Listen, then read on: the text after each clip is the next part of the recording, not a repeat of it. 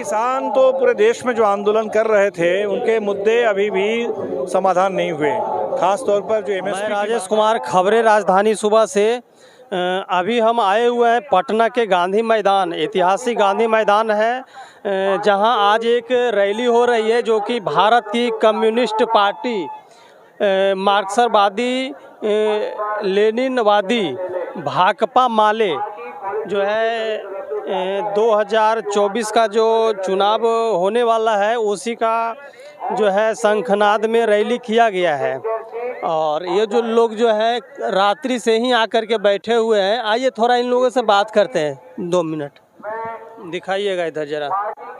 क्या नाम है? विकास ऋषि नाम है। विकास जी कल ही आए हैं? हाँ, हम लोग कल भी आए हैं, 13 तारीख को आए थे। मतलब रहने होने का व्यवस्था सारा यहीं किया गया है? हाँ, यहीं पर किया गया है। खाना उना के लिए? खाना उना के लिए जो लाए थे वो खाना खा रहे, थोड़ा बहुत खा रहे हैं। मतलब घर से जो लेकर के आए हैं, मतलब वो खाना उना खाए? हाँ, वो खाना खा लिए हैं। ये काफ़ी भीड़ आप देख रहे हैं जो कि रात में ही ये लोग आकर के यहाँ ठहरे हुए हैं। और इतना सही भीड़ नहीं है, इस तरह से बहुत सारे जो है इस तरह का बैरक टाइप के बना हुआ है ठहरने के लिए। और आइए थोड़ा मंच के पास भी जा कर के हम देखते हैं वहाँ क्या हो रहा है मंच के पास।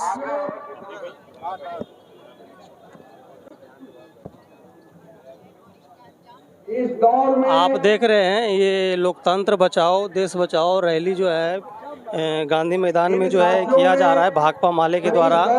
ये हमारे दीपक भट्टाचार्य जी हैं।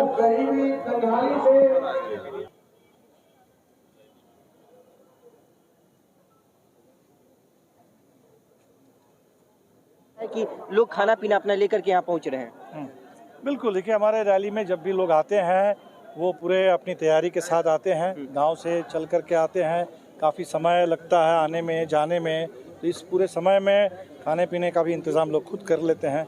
वो लिट्टी चोखा हो, सत्तू हो, ले कर के लोग आते हैं। आप लोगों की तरफ से क्या व्यवस्था है? हमारी तरफ से कोई व्यवस्था नहीं हम कर पाते हैं, और हमें लगता है कि हमारी पार्टी में लोग ये एक्सपेक्ट भी नहीं करते हैं। ये जनता पर निर्भर पार्टी है, जनता की अपनी पार्टी है, और इसीलिए लोग खुद से ये तैयारी करके आते हैं। गरीबों से हमने बात की, रात में कहना कि अनाज नहीं मिल रहा है, ये सब समस्या, घर तोड़े जा रहे हैं। नहीं, वो तो बिल्कुल समस्या है और उस पर लड़ाई जारी है, और वो लड़ाई पर भी हम लोग यहाँ बात करेंगे रैली में। चाहे राशन का सवाल हो, जहाँ भी आवास का है, जहाँ बुलडोजर चल रहा है, उस पर लोग लड़ेंगे। और हम हमेशा लोगों से कहते हैं कि सरकार पर निर्भर होकर मत रहिए। सरकार अगर भाजपा नहीं है जिसका मतलब सरकार बदल गई और हम अगर संतुष्ट हो जाएंगे तब गरीबों को कुछ नहीं मिलेगा।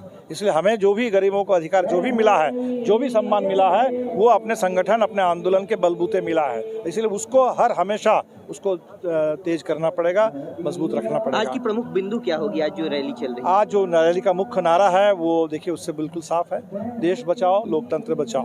लोकतंत्र बचेगा तभी देश बचेगा। और आज की रैली सिर्फ बिहार के संदर्भ में नहीं है, हम बिहार पर भी बात जरूर करेंगे, लेकिन इस समय बिहार की भूमिका राष्ट्रीय है। देश के आंदोलन का ये सबसे अगुवा प्रदेश है बिहार, और इसीलिए पूरे देश को संकट से उबारने के लिए जो जिम्मेदारी हमारे ऊपर है उस पर हम लोग बात करेंगे। बात करें तो भाकपा माले गरीब गुरबों की पार्टी कही जाती है, लेकिन पार्टी के उतना सीट पर चुनाव नहीं लड़ पाते। क्या ये एक राजनीतिक ताकत भी दिखाने की कोशिश है कि ये रैली? नहीं, ताकत दिखाने की कोई अलग से कोई कोशिश नहीं है। हमें लगता है कि इस समय जो देश में बेचैनी है, लोग ये देखना चाहते हैं कि आज जो देश के सामने राजनीतिक सामाजिक चुनौती है, क्या इस चुनौती को कबूल करने के लिए कोई ताकत बन रही है कि नहीं बन रही है। इसलिए हमें लगता है कि माले की अच्छी रैली होती है।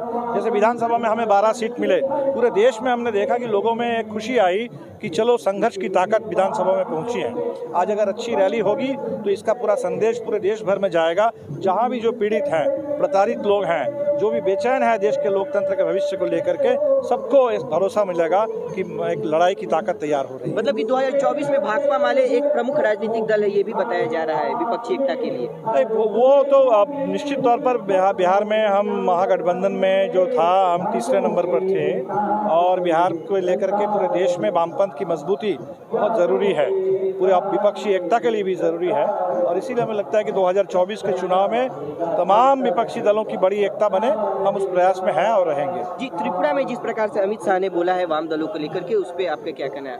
अमित शाह तो हर जगह ही बोल रहे हैं कि हम 50 साल राज करेंगे, और नड्डा साहब बोल रहे हैं कि देश में एक ही दल रहेगा। ये लोग लोकतंत्र विरोधी लोग हैं और इसीलिए वन पार्टी स्टेट की बात करते हैं। हमें लगता है कि त्रिपुरा के लोग लेकिन परेशान हैं, 5 साल के जो भारतीय जनता पार्टी के शासन का तजुर्बा हुआ है, लोगों को हमने देखा था, गए थे जब त्रिपुरा, तो बहुत परेशानी है। लोग चाहते हैं कि एक विपक्षी बड़ी एकता बने और सरकार बदल जाए। जी, एक मीडिया चैनल पर छापा पड़े हैं सर, मीडिया चैनल पर सर एक छापा पड़ा है जी, बताएं। नहीं, वो बेहद गलत हुआ है, चाहे वो अंतर्राष्ट्रीय मीडिया हो या देश का मीडिया हो।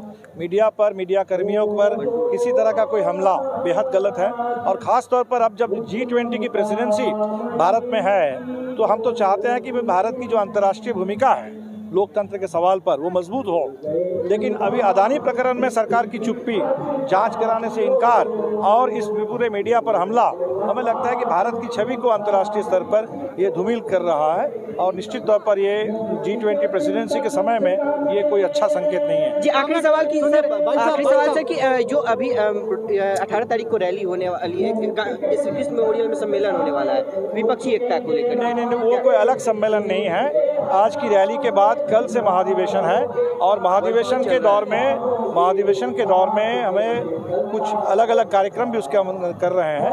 कल उद्घाटन सत्र में तमाम वामपंथी नेताओं को हमने आमंत्रित किया।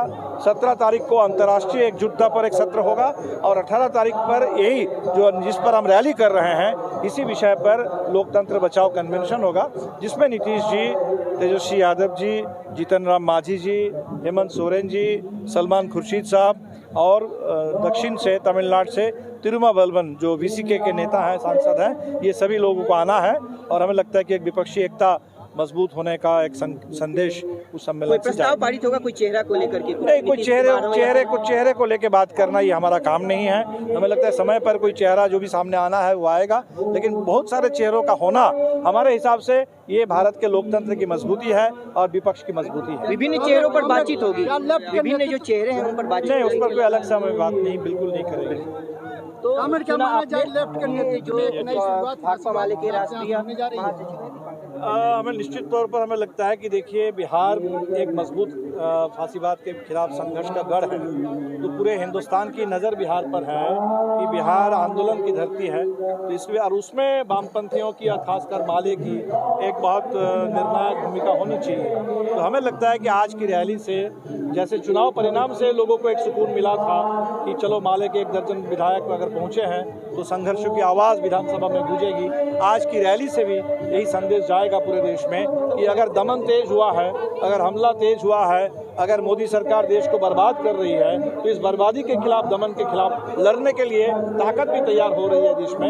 ये भरोसा आज की रैली से। सर, किसानों के बारे में थोड़ा बता दीजिए। देखिए, किसान तो पूरे देश में जो आंदोलन कर रहे थे, उनके मुद्दे अभी भी समाधान नहीं हुए।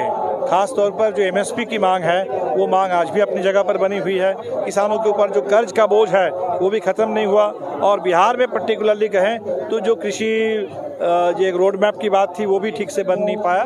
बक्सर में हमने देखा मुआवजे के सवाल पर किसान लड़ रहे थे, उनके ऊपर पुलिस दमन भी हुआ। तो इन तमाम सवालों पर हम किसानों के साथ हैं, किसान आंदोलन को तेज करेंगे। भी सर वही समस्या है, बहुत सारे जगह जो है जमीन बिना अधिग्रहण किए जो है कार्य, बिल्कुल जहाँ भी किसानों से जमीन छीनी जा रही है बिना मुआवजा, बिना किसान की सहमति, वहाँ हम किसानों के पक्ष में खड़े हैं और सरकार से भी हम दबाव डाल रहे हैं कि ऐसा ना हो, इस पर रोक लगे। हम लोग ये कर पाएंगे, आइए।